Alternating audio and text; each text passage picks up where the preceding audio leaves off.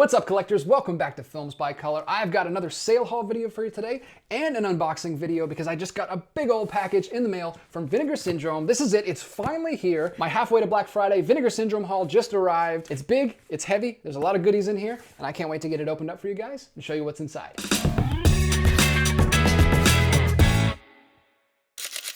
All right, guys, let's get this opened up. I have been extremely jealous of all of my friends and all the other people I follow on YouTube and all of my subscribers already getting their Vinegar Syndrome packages in the mail.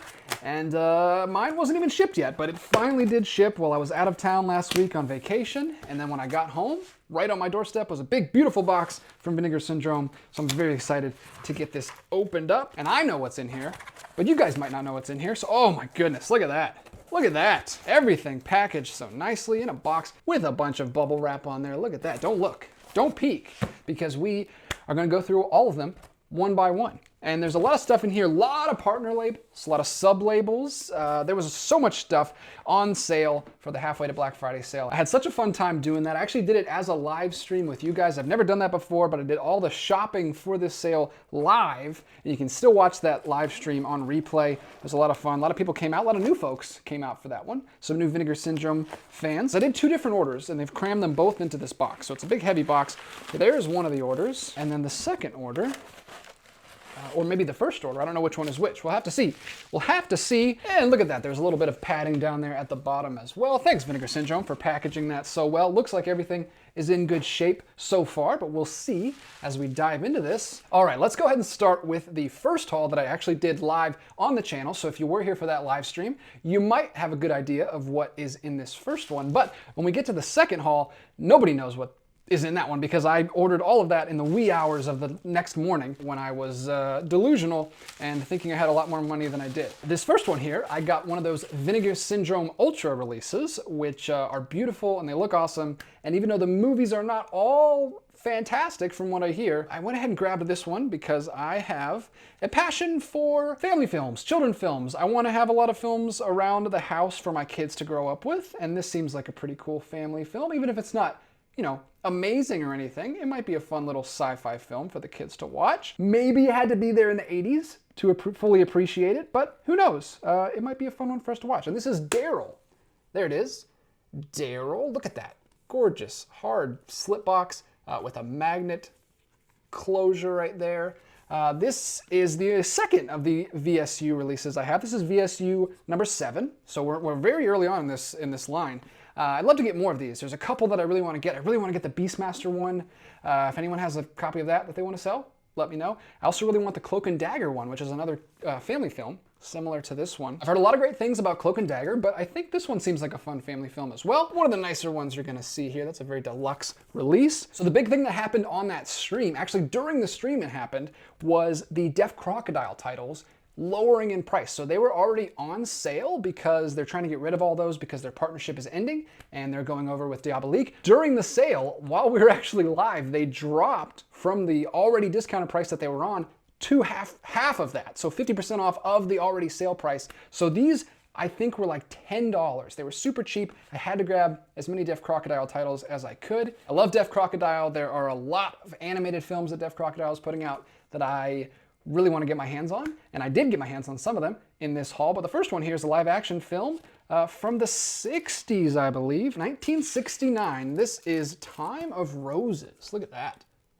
Very nice, standard slipcover. Finnish director Risto Jarva's fascinating futuristic sci-fi mystery is set in a dystopian pop art designed world of gleaming white towers, Sony video monitors, and inflatable furniture where the beautiful inhabitants all dress as pixie sprites or medieval page boys out of Logan's Run. Another great film that I would love a boutique release of someday. His fabulously quirky vision of a future world with its fragmented and abstract political conversations and semi-orgies would have delighted both Andy Warhol and Rainer Werner Fassbender. So it sounds like a trippy, super psychedelic, late 60s psychosexual romp. I don't know, it sounds really cool. I'm always a big fan of genre stuff, sci-fi stuff, so I wanted to give it a chance, and $10. I mean, you can't beat it. Then we've got an animated feature here that I've heard nothing but great things about. Lots of people in my comments specifically recommending I check out The Toon, which is an animated film by Bill Plimpton, who is a very famous animator, very well known, very critically acclaimed, and I think has a very large cult following. Very happy that Deaf Crocodile is shedding some light on some lesser known, or at least less popular animated films. I've also heard in the comments that there are several short films on here from the same director, some critically acclaimed Oscar-nominated short films, and it looks like on the back there are 4 of them. We've got Your Face from 1987, How to Kiss from 1988, Guard Dog from 2004, and then this is awesome. We've got The Flying House, Dreams of a Rarebit Fiend, which is an original Winsor McCay animated film from 1921 that's been restored, rescored, and newly voiced by Plimpton Studios. So that's very cool. I can't wait to check that out. There's also a commentary on here and an hour-long interview with Plimpton, so many goodies on there, and I can't wait to dive into his animated stuff. Then we've got another animated film here, Benny's Bathtub, which sounded very cool and sounded closer to a family film that I can maybe show my kids when they're a little older. A lot of Deaf Crocodile's animation seems to be targeted more at adults, but this one seemed like it was more of just a fantasy odyssey of imagination that a kid has. Here's a slipcover on that one. Looks very nice. Again, $10 for this, absolutely crazy. There's the underneath artwork right there. Goes around on the back. Lots of bonus features here as well. Restored episodes of the beloved Danish children's TV series Sir Clean, so there's some more animated stuff that I can show my kids.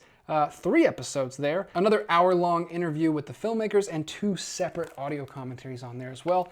Loving all of the bonus features and supplements they include on these. Very, very cool that they're putting out all of this cool animation that I've never heard of. I've been on an animation kick lately. I'm going to be on a podcast later this week talking about the Criterion film Fantastic Planet, directed by René Laloux, who's a French animator. I've also been watching a lot of his stuff. I've watched his other 2 feature films recently as well. So I've been watching a lot of weird psychedelic animation from the 70s and 80s. So I've been in a real mood for animation lately. So I'm excited. Can't wait to dive into those. I'll be watching those very soon. But let's go ahead and get into the second and much bigger haul I made the morning after. We've got, how many films here? 1, 2, 3, 4, 5, 6 more films. I grabbed a few other Deaf Crocodile titles that are on mega sale. I'll go ahead and start with that one. This is The Assassin of the Tsar, which is a Russian film, actually starring Malcolm McDowell from A Clockwork Orange. He is a patient at a mental institution who believes he has assassinated 2 czars, I believe, 2 czars, and he is just kind of this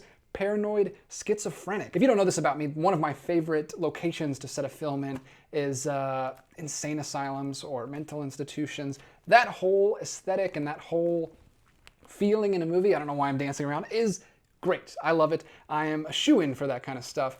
And this one sounded really cool just reading through the description. So that's a live action film from Deaf Crocodile and a Russian film from Deaf Crocodile. They put out Russian films from time to time. I'll have to put that on the shelf next to my Fantastica films by Alexander Ptushko. Let's go ahead and move on to another Deaf Crocodile title here. This one is Bubble Bath, which is upside down. This is another animated film, Bubble Bath. This has no relation to Benny's Bathtub. Entirely different bathtub in this film. There's the cover on that one. Very different artwork here on the cover and the slipcover, but I love the look of both. There's the back of the slipcover. Very, very different art style. This is why I love animation, because you can get so many different styles. What do we got here on the back? Bonus features, new commentary track, new essay, 5 rare short films. Just another one that I've heard such great things about. Very surreal. I love surreal animation when you can just really push the boundaries of what you can do. This is also a Hungarian film. I've been dabbling quite a bit in Hungarian cinema recently. Last year, you guys know I went and saw Satan Tango in the theater, and to prep for that, I watched 3 other Hungarian films from the trilogy from Second Run. I've seen other animated Hungarian films from the director of Son of the White Mare, and he also did Janus Vitae, so I can't wait to check this out. This sounds right up my alley. Then moving on from Deaf Crocodile to another partner label. This is from a label called Yellow Veil. It is a film called How to Be Loved. This is from 1963, and to be honest, I really don't know much about this one. I kind of only got it to complete the set of films from this director. They have 3 films in the Yellow Veil collection from this same director, and they look so great together, and I've heard such great things about his style of filmmaking that I'm sure I'm going to enjoy that one. Taking a bit of a chance on that one, but it was pretty cheap. I think it was like $22 or something like that during the sale. Not a crazy amount of bonus features on that one, but I think his films in general are just really hard to get your hands on, so it's nice that we do have these quality Blu-ray releases of his films. Look at that. So I'm very excited to grab that one as well. Looking forward to diving into it. Then another label that I got my first release from this time is Umbrella Entertainment. Umbrella Entertainment is obviously a big label in their own right from, I think Australia is where they're from, but they also have a partnership with Vinegar Syndrome, and some of their titles are available through there. I didn't know that until this sale, and I found this title, which I'm very excited about. It's Spirits of the Air, Gremlins of the Clouds, which is the debut feature from Alex Proyas, who went on to do The Crow and Dark City, much more popular films. This one is a little lesser known, but just reading through the description on the website, absolutely sold me. Apparently every frame of this movie looks like a Salvador Dali painting, and who doesn't love Salvador Dali? I've been obsessed with Salvador Dali ever since my art teacher showed me The Persistence of Memory back in like 3rd grade. His stuff is crazy and surreal, and you guys know I love surreal, dreamlike fairy tale films, and very excited to check this one out. This is supposed to be a nightmarish, post-apocalyptic, surreal fantasy with a bunch of religious imagery, all kinds of good stuff in there. I'm hoping for a little bit of like Jodorowsky influence on this one. Seems similar to that. There's the cover underneath. Look at that. That looks great. There's the back as well. Let's see what we got for supplements on here. Audio commentary by the director, which is great. Another audio commentary with cast members, interviews, featurettes, and a music video. And of course a booklet with essays. All of these have booklets. I haven't been mentioning that, but love these releases. Love the slipcovers they're doing for these. Look at the back. There's the back of it. It looks so cool. It looks great. I'm very excited about that one. And then I went a little bit crazy with the Canadian International Pictures section of the website. There's a whole nother label, little sub-label called CIP, Canadian International Pictures, and they have a lot of cool stuff. A lot of cool stuff happening up in Canada, and has been happening for decades, apparently, because this one, this first one here, is all the way back from 1964. Actually, it's 3 films from 1962 to 1964.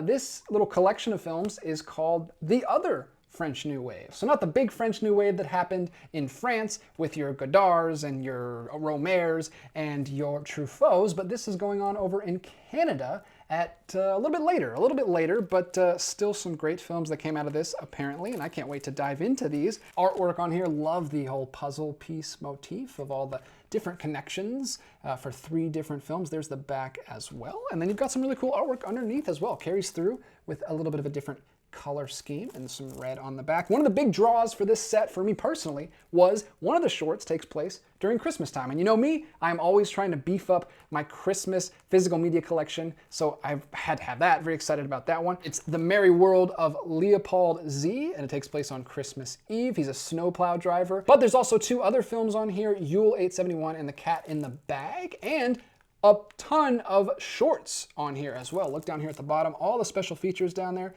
are a bunch of shorts, and I've heard that one of those shorts also takes place during the Yuletide season. So 2 Christmas movies in one package, and a bunch of other films in there as well. I'm looking forward to diving into that as a set, knocking all those out eventually. That is The Other French New Wave, Volume 1, it says, so potential for other volumes in the future. And then 2 other Canadian International Pictures that I grabbed. These are both family films, and I've learned since that stream that these are apparently part of a line of family films that were played all the time in like the 80s on Canadian television, and they were really hard to get your hands on. They were released like on VHS at one point, but we haven't got them on disc. They're putting them out through CIP on the Vinegar Syndrome website, which is awesome. There's also one of these released through Severin, I think, Severin Kids. Severin Films has a kids line. I didn't even know that. Thanks so much to my awesome commenters for making me aware of all this stuff. But these 2 are 2 for 1 because they're children's films, family films that I can eventually show to my kids, but they're also Christmas films.